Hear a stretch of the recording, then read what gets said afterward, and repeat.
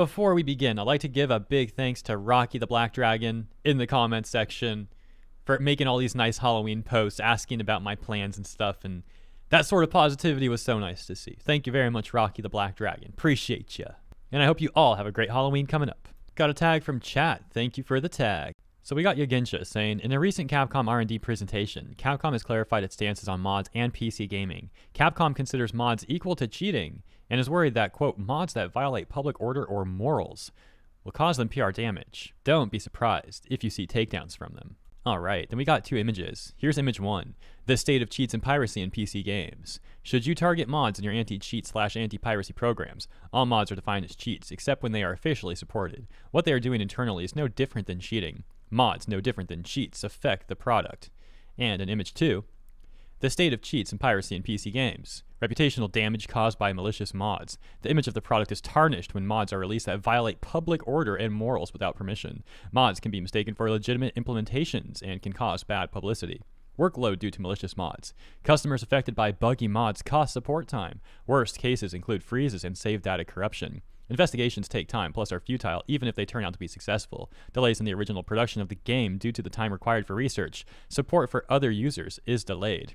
And we actually got a third image, my bad. It says, PC games give a high degree of freedom, but they are also free to be tampered with. To put it bluntly, the PC is a platform that allows you to create freely, but people are also free to tamper with the game. In a second tweet, Yogensha would also add this. Furthermore, Capcom scene's also stuck in the 2000s as far as PC gaming releases are concerned, and they are terrified of losing profits to day one cracks, using it as a justification for familiar anti-piracy measures implemented in their games.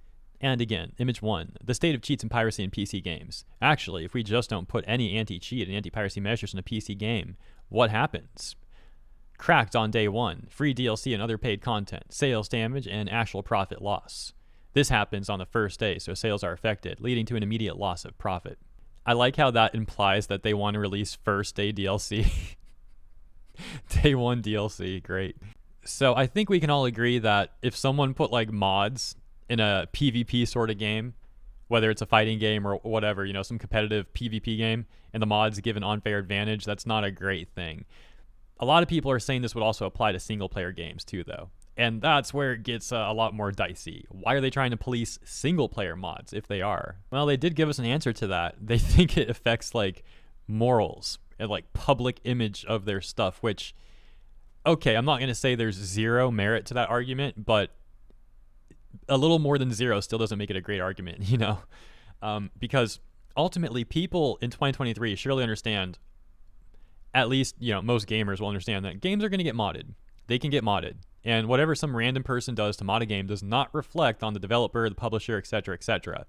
It reflects on that person for making the mod. So they're being a bit ridiculous. It kind of reminds me, actually, of the situation a while back. I say a while back, it was a few months ago, where VAs were talking about studios not hiring them if they had like someone making an AI video with their voice that was saying some things they don't want to be said.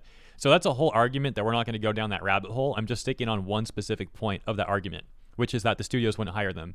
So I said, that's ridiculous. Like, the studio shouldn't take that out on the VA. If someone takes the VA's voice and puts it through AI, that's not the VA's fault. Surely the studios, instead of not hiring the VA because of that, would sympathize with the VA, or should sympathize with the VA, and understand that's not their fault. They had nothing to do with it at all, and it should not affect them hiring that person or not. Similar thing here. What some random person, like I already said, does with the mod should not reflect on those people at those companies. Simple as that. So instead of trying to police all these mods and making a fight that they'll probably never win, because good luck with that. I don't see that winning. I don't see them winning that fight. They should just, you know, make a disclaimer. Any mods that are not official don't represent our company. There you go. Literally can make a one-sentence disclaimer, and any reasonable person would understand that. And if they don't understand it, they might just be new to gaming, and they might still be a reasonable person, and you explain the situation to them, and then they'll probably understand it, you know? So I don't know if I believe all of what Capcom's saying there. Surely they know this stuff, right? It probably just comes down to money, as it usually does. And they even sort of suggested that with the sales argument they made, but that in of itself is also a flawed position to take, because just because someone pirates a game doesn't mean that they would have bought that game. Conversely, that doesn't mean that 100% of people who pirate would equal 100% of people who wouldn't buy. Maybe some of them would, but you can't assume that they all would. Now, that all aside, there is one part of their argument that I do actually agree on, and that's regarding the customer support stuff, because I've witnessed this firsthand on the Steam forums.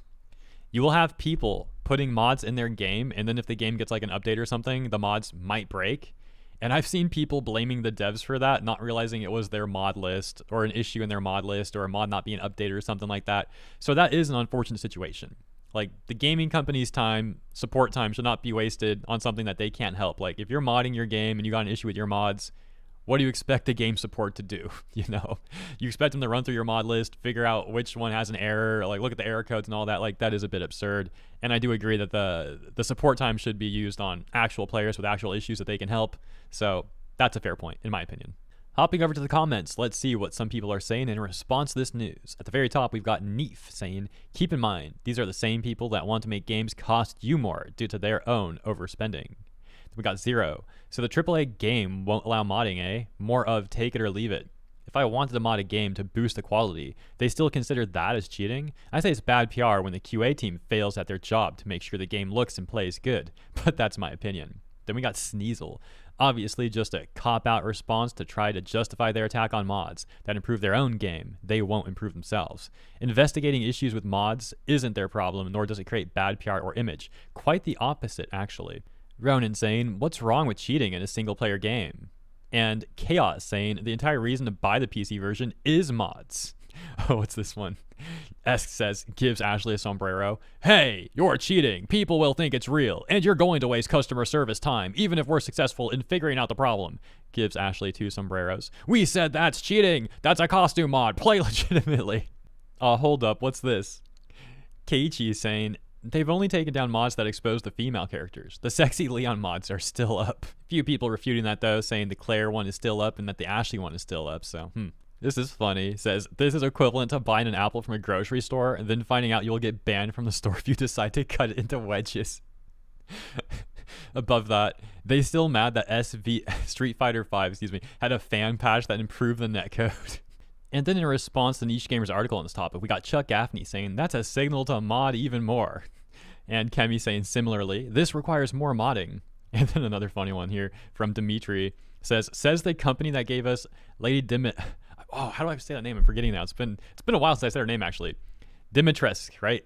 Dimitrescu, is that it? You don't say the U? I forget. But yeah, dude, I remember when that happened. Like, there were so many mods so fast on that one. I didn't even play that game, but I had like all these freaking mod videos in my recommended. Like, it was funny, man. It was funny. I think probably that happened to a lot of people. Like, those videos were just popping off. Those mod videos, man, they were in the algorithm. It was like 1 million views easy in like 12 hours. We'll close by taking a look at a Reddit post and some of the top responses to that post regarding this exact news. At the top, we got Razor King saying, ain't Capcom mostly single-player games? Who the heck cares what players do in single-player? I mod and cheat the heck out of my single-player games. Response? Well, that's the thing. Capcom has sold pay-to-win models in single-player before. DMC, for example, where they sell red orbs, the main currency in the game. From their perspective, it's taking money off the table. On the table? Off the table? Which is a terrible marketing term used by swindlers to push terrible market practices in the blind hope it might pay off. It rarely ever does. And Miten Roshi is saying, they are just afraid people will not pay for extra DLC if they can mod in better loot outfits, and they are right with that. But if modding isn't possible, people might feel justified not even paying for the base game. And I don't see why people complain that they have taken down Loot Ashley mods. There are still plenty of loot mods on Nexus from Ashley and Ada, even the ones which came out shortly after the game released. And the OP saying they are trying to make an excuse that modding is piracy and cheating. That is what this is all about, because they're trying to sell us useless DLC costumes. Well, that's the news. As always, thank you for tuning in, and let me know what you think about all of that in the comments, and I'll see you there. And once again, have a great Halloween tomorrow. Catch you later.